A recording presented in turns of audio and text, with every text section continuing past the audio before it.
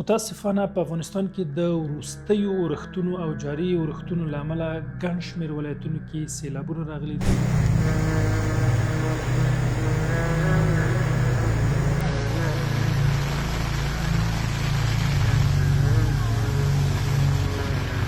تاسو په سوشل میډیا کې ګورئ په بغلان، لوګر، نورستان او همداسې ځینو نورو ولایتونو کې د سیلابونو څپې راغلي دي.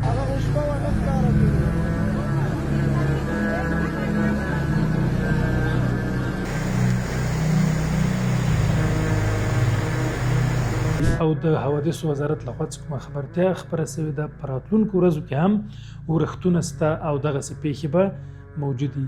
نو په داسې حالاتو کې زموږ او ستاسو لپاره پکار ده چې د خپلو دغه ډول هیوادوالو ترڅنګ ودرېږو، د دوی لاسنیوی وکړو، په ستونزو کې دوی ترڅنګ ودرېږو تر څو دغه الهي افت چې په دوی باندې راغلی دی ورسره ترڅنګ پاتې شو. نو تاسو پوهیږئ چې قمر بنسټ هر وخت په داسې شرایطو کې د خپلو هیوادوالو ترڅنګ درېږي او د دوی د لاسنیوي هڅه کوي. الحمدلله قمر بنسټ یو ډېره د مرستو د لیږد یوه اسانه لاره جوړه کړې. تاسو کولی شئ د 650 له لارې د خپلو افغانانو سره همکاري وکړئ. د 10 افغانۍ د ډېرې ناچیزې مرستې نیولې تر 15,000 افغانۍ پورې به ارقام به تاسو ته ښکاري. لومړی خو په ډېرې اسانۍ سره د خپل مسیج ځای ته لاړ شئ، هماغه رقم چې تاسو غواړئ مرسته وکړئ هغه انتخاب کړئ او 650 ته یې ولېږئ.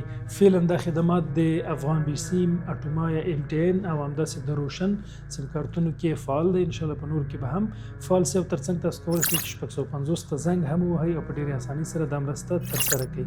او هغه دوستان چې بهر د هېواد څخه دي تاسو ته په ډسکرپشن کې او همداسې په سکرین باندې د هیلپرز کلب لینک او همداسې بانکي اکاونټونه ښکاري او په ډېرې اسانۍ سره تاسو هم په دغه برخه کې له موږ سره ونډه اخیستلی شئ. او ترڅنګ یې تاسو د منیګرام، ویسټرن او ریال له لارې کولی شئ په دې سفر کې له موږ سره ملګري شئ. او که غواړئ چې لا معلومات ترلاسه کوئ تاسو ته واتساپ شمېره پر سکرین باندې ښکاري.